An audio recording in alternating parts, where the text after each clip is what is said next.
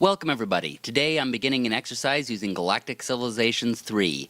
In it, the game allows you to create your own alien species and have it develop over time, spreading out throughout the cosmos and expanding their civilization. I'm using it to develop a species in my book series Relic Worlds called the Chiotho. In the series, the Chiotho have disappeared long ago, but as a writer I need to figure out what they were like so when my lead character explores the ruins of their cities, I know what they were like. I'm not J.J. Abrams, I actually do some world building. So what I'm going to be doing here is playing through as the Chiotho. I've programmed them into the game, and I've also programmed in some of the other species that were around during their lives, including the species that wiped all of them out. So we'll get to see how they all interact. To give you a quick idea of what they're like, most of the species at this time decided to unite into a galactic senate, while the Chiotho, well, they were a bit like Jessica Jones. They prefer to go out on their own, and they were interested in exploring clues left behind by other alien species. So you're going to see a lot of exploration and seeking out ancient artifacts, while the other species form closer friendships. The Chiotho were also very pragmatic, so I'll be making just about every decision with the pragmatic choice throughout. So without further ado, let's get started. We begin on the world of Nuo, and we start to branch out from there. We're going to be out exploring, so obviously we want interstellar travel. There's already a planet within our system that we can settle on, so we'll be building a settler ship. Branching out further, we find a few stars and another planet to settle. Interstellar travel is developed, and since the Chiotho are very practical, they develop xeno-industrialization. The settler arrives at the neighboring star system and colonizes it, naming it Dia. The actual names of these planets would be words that we as humans wouldn't be able to pronounce. Alien species in Relic Worlds have completely different ways of speaking, so their words wouldn't exactly be things that we can say. Despite the equipment and protocols set up to protect against the massive radiation on this planet, the mutations are a fact of life for those who live here. The worst and most threatening mutations are dealt with surgically, but cosmetic disfigurements are often left as is, and the colonists simply learn to live with them. But the sight of these mutations are pretty upsetting for anyone who visits from off-world, and trade is beginning to suffer. Always pragmatic, the Chiotho begin encouraging the colonists to be more discreet in their dress and demeanor when dealing with people from off-world. This won't make anyone happy, but it will at least minimize the downsides for everyone. They skip past the planet within their own system for now, since they can keep their eyes on it. This is the age of expansion, so they want to make sure to expand their borders as quickly as possible before other races claim them. Once on the planet, they build a couple factories so they can begin building out further as quickly as possible. Back at their home system, they build a starbase. And xeno-industrialization is right behind, so the base will be able to produce rapidly. Further to that goal, they begin to research orbital manufacturing. Another starbase is built and turned into a durantium mine to get that valuable ore from those asteroids in a nearby star system. The Chiotho have been very lucky in finding 3 more worlds that can be colonized, 2 more at the same system, so they send ships to colonize them. An aggressive species of sentient quadrupeds live in the forests and hills of this planet. They've resisted all attempts to communicate with them, and have relentlessly attacked the colony since they arrived. Although no actual threat to the Chiotho militarily, they can harass and easily slaughter unguarded civilians. And as is so often the case when the risk of slaughter is non-zero, morale amongst the colonists is low.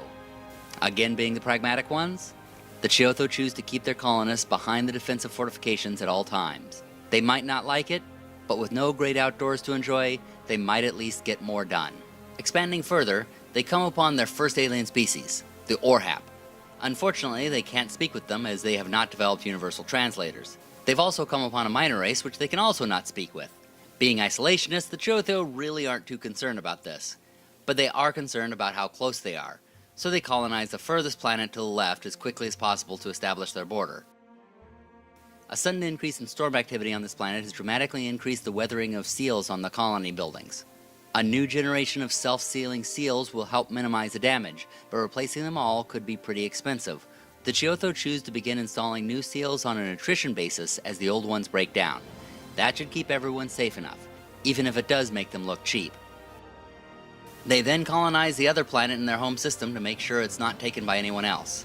The Chiotho get their first ideological trait, which is of course going to be pragmatic, and they choose to raise up their builder ideology. Their exploratory ship discovers yet another habitable planet near the top of the map, but they will have to race to colonize it before the Orhap do. Luckily, they develop orbital manufacturing to help, and they begin researching the universal translators so they can speak with their neighbors and tell them to back off. One of their exploratory vessels discovers an anomaly, which fascinates the Chiotho and sets them on a course to discover more mysteries of the galaxy. The Universal Translator is researched, and they determine that they'll have to defend themselves, so their scientists begin researching weapon systems. At last able to speak with the Orhap, the Chiotho begin trading knowledge with them, expanding their scientific capabilities. Realizing how much of a boon this could be, they open up a communication with the Oddwaters. And since they were meeting their neighbors, another minor race came in to say hi. The Chiotho were finding themselves surrounded by alien species, so they determined to settle the worlds around them as quickly as possible. They colonized one of the worlds in the system near the Orhap. The scientists tell the leader that there's something strange about this planet. It talks to us, they explain. That's strange. Planets shouldn't do that. Although the planet seems disinterested in your day-to-day affairs, it may be possible to communicate with it further. And the Chiotho choose, so long as the planet's not bothering anyone, it can do what it wants. In fact, let's see if we can find some way to turn this into a tourist attraction. Their researchers develop weapon systems to keep them safe, and to move faster along the tech tree. They begin to study institutional research. With 3 worlds left to colonize in the region, the Chiotho get to work quickly. Belgavor 1 has been overrun by a strange alien neurovirus. It rapidly kills about 5% of those it infects, but has the curious side effect of making those who survive profoundly more intelligent. Our scientists have found a means to cure it, but some wonder if we should consider allowing the disease to flourish to take advantage of its side effects. And they choose to quarantine the planet and immunize anyone who leaves, allow volunteers to relocate there, knowing the risk. Pirates are nipping at the Chiotho ships, but that's not their priority at the moment. They need to establish their borders, so they colonize another planet. Upon landing on this world, the colonists quickly realize that it has been inhabited before. Beneath the northern ice, explorers have found an ancient starship. They believe they can free the ship from the ice, but the resulting melt will flood much of the arable land on the planet, and the climate change will kill most of the unique native species.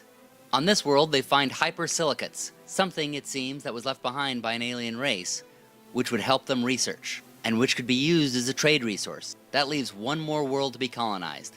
Meanwhile, they build upon their pragmatic ideology, raising their vigilance to protect themselves against the ever-growing number of neighbors. They also develop institutional research, and they are coming upon several uninhabitable planets, so they decide to research planetary improvement. The explorer ships continue to push out into the unknown, one of them discovering a black hole. They develop planetary improvement and move on to accelerated growth to build upon their colonies. Then they go on to environmental engineering, which move them on to terraforming, which they hope will make it possible to alter uninhabitable worlds. Having explored as far down the map as it could, one of their exploration ships sets out to cut through the unexplored regions up the map. They then colonize the furthest planet down on the map. The location of our colony on this planet is apparently the prime hunting grounds for a species of massive building-sized worms. This is by far the most fertile land on the planet, so we don't want to move if we don't have to. But on the other hand, massive building-sized worms! They choose the pragmatic approach. The worms may have been here first, but we have bigger guns. Move our structures off the most exposed soil, and begin establishing worm defenses and alarm system to protect ourselves against their attacks. There is now only one uncolonized planet left in their region, and that's when they come upon the Sigurans. Now the Chiotho don't know it at this point, but the Sigurans are the most dangerous of all races, wiping other civilizations out for unknown reasons. In the book series, the main character is trying to figure out just why they did this, and where they are hiding before they come out and do the same thing to humanity. But that's the book series. This is the game, and it might have a different outcome. We shall see in the next video. For now, we're going to leave it with the Chiotho finding themselves surrounded by alien species and having just met the most dangerous of all races, but not yet knowing it. They also have one more habitable planet to settle, and possibly more, if they can terraform them. We'll see in the next video when they enter the Age of War. If you'd like to learn more about Relic Worlds, check it out at relicworlds.com. Also, the first part of Book 3 is being released this weekend and is free on Amazon Kindle. The links are listed below in the description. Hope you enjoy it, and happy gaming, everybody!